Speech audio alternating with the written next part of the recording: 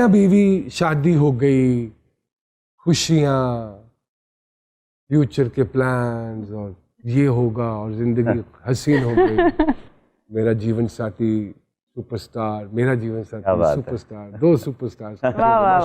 लोगों का कहना यह है कि क्या वाकई इनकी इस तरह की आइडियल लाइफ होती है?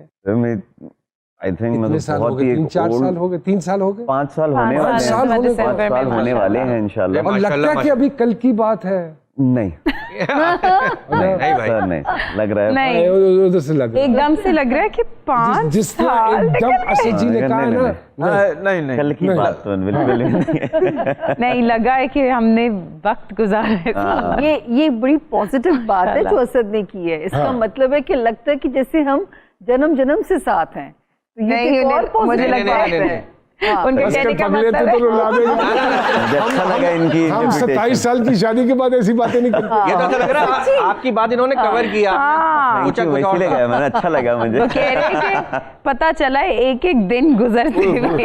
ये असल बात ये है। तो ज़ारा जी ये बात सच है कि शादी के पहले महीने मैंने देखा है मियाँ बीवी एक दूसरे का इस तरह ख्याल रख रहे होते हैं जैसे प्राइवेट हॉस्पिटल वाले मरीज का। ऐसा होता है? नहीं, हमने तो पहले महीने भी नहीं ख्याल रखा था। असल में आपसे भी सवाल ये बात मानते हैं कि गर्लफ्रेंड तो कमजोर लोगों की होती है, बहादुर लोग तो शादी करके खतरों से खेलते हैं। ये तो बिल्कुल सच है। तो खेले ना 5 साल हो गए।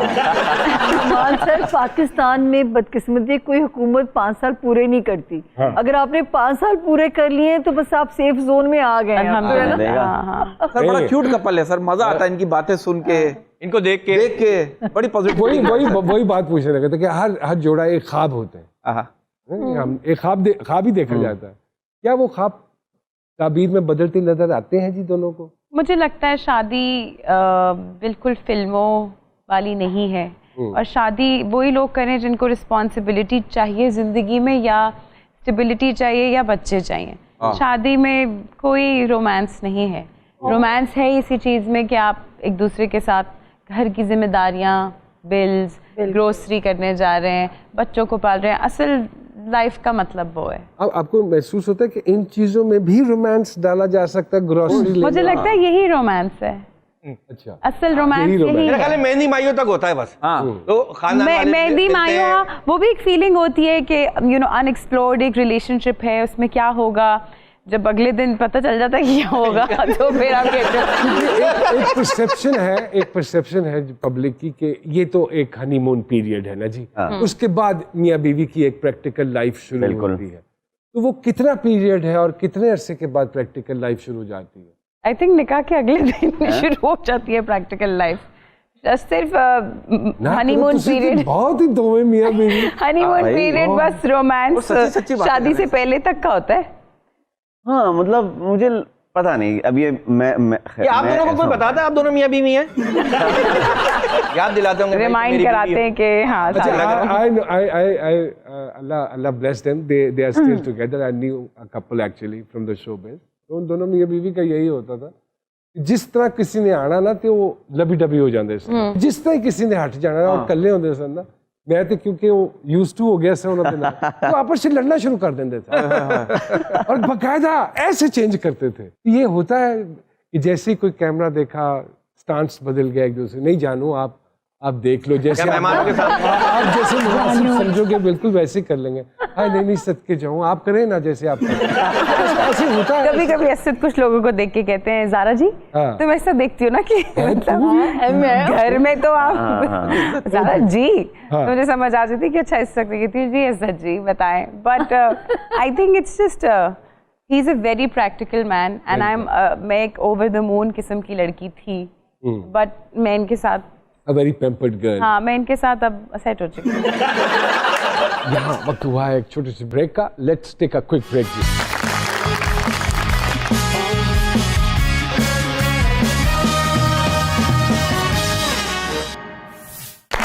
Welcome back to Ji Sarkar. You recently went through a very bad patch actually, और अल्लाह पाक करम करेंगे, फजल करेंगे। उसके बारे में थोड़ा सा हमारे जो ऑडियंस है, देखने वाले जो कपल्स जिनमें ये हादसा कई दफ़ा हो जाता है कि they miss their first child, I also lost one of my first baby actually. वो ये अल्लाह की रज़ा है। अल्लाह की, जिसने बिल्कुल, दुनिया में बिल्कुल। आना मेरे रब ने लाना है, बिल्कुल। जिसने नहीं आना नहीं उसने आना। नहीं आना, बिल्कुल। और जिसने शो में आना है वो आगे रहेगा। वो आके रहेगा। और हम इसलिए अब किसी को फोन ही नहीं करते, लोग खुद ही करते हैं। तो how did you manage and what was your take, और कैसे सपोर्ट किया बेगम को, क्योंकि औरत के लिए ये ज्यादा एक सेंसिटिव इशू होता है और एक सारा प्रोसेस होता है, उसमें जाना भी और उसमें से खुद को निकालना भी। This is something that I don't get upset over this is actually the first time I'm talking about it. इन्होंने इस बारे में पहले बात की भी है, but I think having children together एक बहुत बड़ी blessing है, but losing a child together also makes you very tight. क्योंकि आप bond. बहुत बॉन्ड आपका और करीबी हो जाता है। आपने बुरा वक्त साथ देखा होता है, अल्लाह अच्छा वक्त तो लोग साथ देखते देख हैं, ही लेते हैं। देख बिल्कुल लेते ठीक हैं। बात है, बिल्कुल ठीक एंड बात आई है। थिंक उस वक्त शायद हमारा रिलेशनशिप एकदम से हम एक दूसरे की स्ट्रेंथ थे। मेरी सारी चीजें अलग थी, मुझे बस मैं हर वक्त असद भी हर वक्त Zara. I think it was that point, शायद अल्लाह मियां ने हमें और करीब करना था और समझाना था कि जिंदगी में रुकना चाहिए और काम और चीज़ों को और दुनियावी चीज़ों को प्रायोरिटी कम देनी चाहिए और फैमिली को ज़्यादा तवज्जो देनी चाहिए। So I think that's what we learned and I think it is very important for women to really focus on them physically. हम घर के काम करती हैं, बहुत सारी औरतें घर के काम करती हैं, माँ बाप के काम करती हैं, बट वो भूल जाती कि इनमें उनकी फिजिकल हेल्थ और mental health is very important because उन्होंने पूरी family To have a healthy child. Yeah, to have a healthy child, it is very important. जब मेरे साथ ये हुआ तो मैंने बहुत सारे डिस्कशन ग्रुप्स ज्वाइन किए टू फिगर आउट कि क्या होता है। I was shocked. आप जैसे आपने जी, बताया कि बिल्कुल, आपके बिल्कुल, साथ हुआ, बिल्कुल। एवरी नाउ एंड देन हर दूसरे घर में ये हुआ है। तो ऑब्वियसली अल्लाह मियां की मर्जी तो है, बट आई थिंक औरतें अपना ख्याल नहीं रखती। हमारे साथ जब ये वाकया हुआ तो she was very upset, obviously इतना ज्यादा कि खैर ऑब्वियसली हम जैसा आपने कहा है कि हम लोग को नहीं इतना पता चल रहा होता, लेकिन जिसके साथ हो रहा होता है उसके लिए hormonal changes, emotional, mental, physical, हर लिहाज से उसको ज्यादा पता चलता है। तो मैं ज़ारा को मैंने कहा ज़ारा ठीक है हो गया, मे भी इसमें शायद बेहतरी हो अल्लाह की, तो फिक्र ना करो, शायद आगे अल्लाह और बेहतर करे, शायद ये वक्त ही नहीं था उसके आने का। वो शायद ये कहती थी नहीं मैं अपना काम में लगी हुई थी तो मैं ये हो गई। मैंने कहा डजंट मैटर, मेन चीज ये थी कि इसने नहीं आना था तो नहीं आना था, इतनी सी बात। एंड इट्स सो फनी कि मैंने अपनी भाभी से कहा था कि आप जाके उसकी शॉपिंग कर रहे हैं, तो भाभी कार्टन्स भर के अमेरिका से लाई।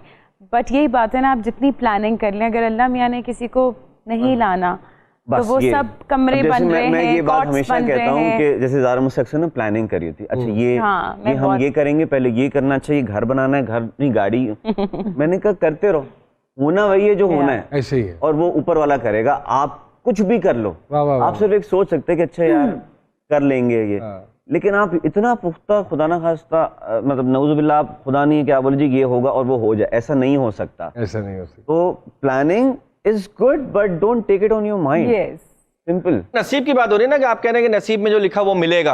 अब एक रक्षा के पीछे लिखा हुआ था कोई किसी का नसीब नहीं छीन सकता, यकीन करें वो आगे गया, किसी ने उसका रक्षा ही छीन लिया।